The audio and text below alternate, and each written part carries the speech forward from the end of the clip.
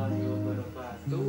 Perkenalkan, nama saya Ahmad Fatullah, biasa dipanggil dengan Afat, dengan NIM 195211248. Dan saya dari kelas MPS 5C. Saya di sini bersama dengan saya juga Ahmad Fatullah. Kita juga sama kan? Dengan NIM juga sama, kelas juga sama, orangnya insya Allah sama. Oke. Jadi di sini kita akan menjelaskan tentang konsep daripada mata kuliah manajemen pengambilan keputusan. Baik, kita akan masuk ke materi. Jadi mohon maaf ya, ini ada gangguan suara. Mungkin kalau masuk di video ini gangguan dikit, tapi nggak apa-apa. Insya Allah kita lancar. Oke. Kita akan masuk ke materi. Jadi yang pertama itu kita akan membahas mengenai pengambilan keputusan, manajemen pengambilan keputusan. Nah, oke, Kak. Apa sih definisi dari pengambilan keputusan sendiri? Definisi menurut Kak atau Kak nanti ada yang selain definisi dari keputusan, pengambilan keputusan. Jadi kita lihat saja setiap hari itu kita hidup. Mulai dari kita bangun tidur sampai kita akan tidur lagi, itu kita akan mengambil keputusan. Nah, di sini bagaimana cara kita agar keputusan kita itu tepat, keputusan kita itu terorganisir dan terarah. Nah, di sini kita harus memanajemen keputusan kita, harus agar keputusan kita itu sesuai gitu dengan apa yang kita harapkan. Namun pada kenyataannya memang semua keputusan kita itu tidak sesuai. Tapi dibalik keputusan kita yang tidak sesuai, kita itu juga harus ada keputusan yang lain, sehingga keputusan itu juga dapat membuahkan hasil yang baik. Oke. Jadi menurut penjelasan dari suatu blog, suatu situs ya, bahwa keputusan itu, pengertian dari pengambilan keputusan adalah tindakan manajemen dalam memilih satu atau lebih di antara sekian banyak alternatif keputusan yang ada untuk menyelesaikan permasalahan dalam organisasi. Nah, misalkan saya ini ikut di MAPB ya. Di MAPB akan mengadakan acara, misalkan acara dekat ini itu namanya Munas dan JES. JES itu adalah Jambore Ekonomi Syariah dan Musyawarah Syariah. Nah, itu bagaimana sih acara itu biar berjalan lancar? Itu dibutuhkan alternatif manajemen pengambilan keputusan dari ketua.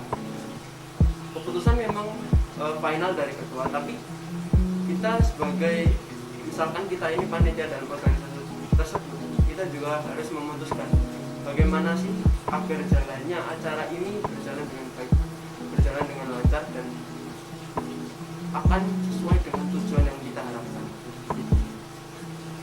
Lalu lain juga, alternatif keputusan ini juga meliputi beberapa, yaitu ada kepastian, keputusan berisiko, keputusan ketidakpastian, dan keputusan dalam konflik.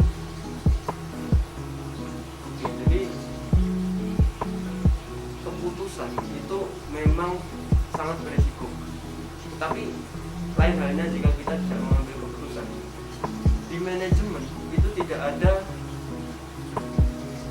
bagaimana kita menghindari permasalahan.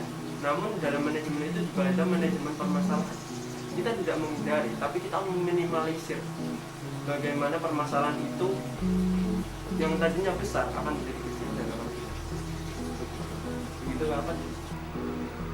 Lalu apa saja jenis-jenis dari manajemen keputusan ini? Kita masuk ke manajemen sains ya. Setelah itu, manajemen sains itu apa sih? Dari definisi dari manajemen sains sendiri itu apakah seperti dengan teknik kuantitatif, atau saya dengar sih berkaitan dengan hal-hal dengan matematika ya. Jadi bagaimana Pak? Oke, jadi kita masuk masuk ke pembahasan manajemen sains. Nah, dalam ini juga manajemen sains merupakan penerapan teknik matematika dan prinsip ilmiah dalam persoalan manajemen untuk membantu manajer membuat keputusan yang lebih baik. Jadi kayak manajemen sains ini cross check, sehingga misalkan ada ini ya, di DEMA itu ada ketua panitia. Misalkan ketua panitia ini tadi akan melaksanakan suatu kegiatan, atau katakanlah ketua panitia ini melakukan suatu kegiatan besar seperti Des dan Mas tadi, itu pasti nggak tahu kan harus bagaimana sih dana yang kita kelola. Nah, itu kita menggunakan manajemen sains yang dibantu oleh si bendahara akan merealisasikan dana. Oh, dana ini untuk ini, dana ini untuk, sehingga dana yang dikeluarkan itu terstruktur sesuai dengan arahan dan keputusan dari ketua tersebut. Jadi ini memang dibutuhkan manajemen sains ini, seperti halnya benar ya yang Mas Afat sebutkan tadi, bahwa kita ini menggunakan metodologi kuantitatif atau metode kualitatif. Jadi ada perhitungan, ada data, dan itu memang suatu keunggulan dari pengambilan keputusan melalui manajemen sains, sehingga lebih terstruktur, lebih baik daripada manajemen pengambilan keputusan yang kurang terstruktur dan kurang adanya data. Lalu apakah terdapat langkah-langkah untuk metode ilmiah tersebut? Jadi apa ada langkah-langkah? Saya dengar sih ada beberapa langkah-langkah ya. Ya mirip-mirip dengan penelitian dengan metode kuantitatif. Tapi kalau dengan metode ilmiah ini saya juga agak bingung. Jadi bagaimana sih kawan? Langkah-langkah metode ilmiah yang dapat dilakukan ketika kita akan praktek tentang pengambilan keputusan dengan memanfaatkan manajemen sains. Nah, ini ada beberapa, yaitu metode ilmiah dalam manajemen sains, yaitu observasi seperti penelitian itu, lalu pendefinisian masalah, pembentukan model, solusi, dan implementasi. Saya rasa sih dalam manajemen sains ini tidak berbeda jauh dengan metodologi kuantitatif sih, karena mereka mengambil keputusan itu berdasarkan dengan data. Apakah data ini tersedia? Kalau kita mengambil data seperti ini, berarti keputusan yang kita ambil harus seperti ini, sehingga jalannya suatu organisasi, jalannya suatu bisnis itu juga akan terarah sesuai dengan data yang diperoleh dan keputusan yang dikeluarkan. Oh iya, ini tentang kemajuan teknologi zaman sekarang juga berkaitan dengan pengambilan keputusan dan juga berkaitan dengan metode ilmiah atau manajemen sains juga. Nah, ini juga dengan ada biasa disebut dengan DSS. Apa sih kawan DSS itu? Saya juga searching di internet juga ada DSS. Apa sih sebenarnya DSS itu? Oh iya, DSS ya. Jadi DSS ini adalah suatu teknologi baru, yaitu Decision Support System. Adalah sistem berbasis yang dapat membantu para pengambil keputusan mengatasi masalah kompleks yang ada di berbagai organisasi dan operasi. Nah, hal yang saya tangkap untuk DSS ini, misalkan kita akan melakukan suatu penelitian. Misalkan nih, kita melakukan penelitian di IAIN, di kampus tadi UIN.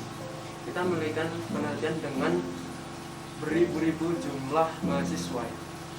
Jadi kita tidak bisa tidak menggunakan teknologi seperti sistem dari DSS ini atau dari komputer.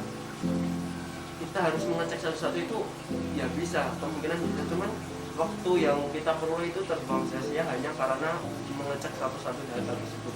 Nah, alangkah baiknya kita menggunakan suatu aplikasi.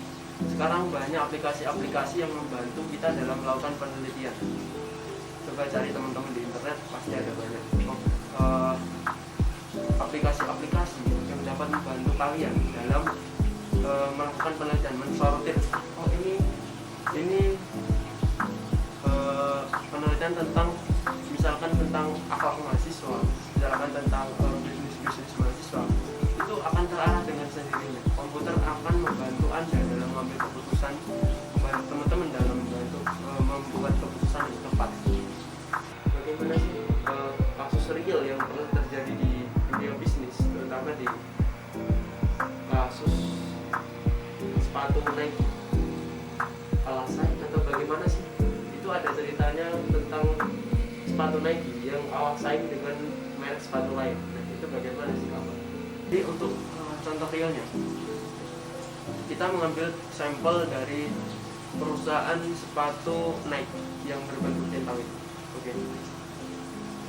Sepatu Nike itu pernah tersaingi oleh sepatu yang ya benar tadi namanya sepatu Reebok. Nah, kenapa kok bisa tersaingi? Jadi ceritanya gini, sepatu Nike ini menjadi sepatu dengan penjualan terbesar di dunia, nomor 1 di dunia, dengan penjualan, dengan branding, dengan apapun terbaik di dunia pada saat itu. Nah, lalu dalam pengambilan keputusan ini perusahaan sepatu Nike ini mengambil keputusan untuk membuat sepatu yang kasual. Jadi perusahaan Nike ini berdiri karena sepatunya yang terkenal itu sepatu tentang sepatu olahraga. Seperti yang kita ketahui sekarang, banyak sepatu olahraga itu bermerek Nike. Oke, terima kasih teman-teman telah menyaksikan video singkat kita kali ini tentang pembelajaran materi pengambilan keputusan. Nah, saya Ahmad Fatullah. Saya di sini sebagai ya katakanlah moderator yang menjembatani antara Pak Ahmad dengan teman-teman yang atau dosen yang melihat video ini. Jadi terima kasih atas perhatiannya. Saya undur diri. Wassalamualaikum warahmatullahi wabarakatuh. Oke, terima kasih. Tadi juga udah ditutup sama Mas Ahmad.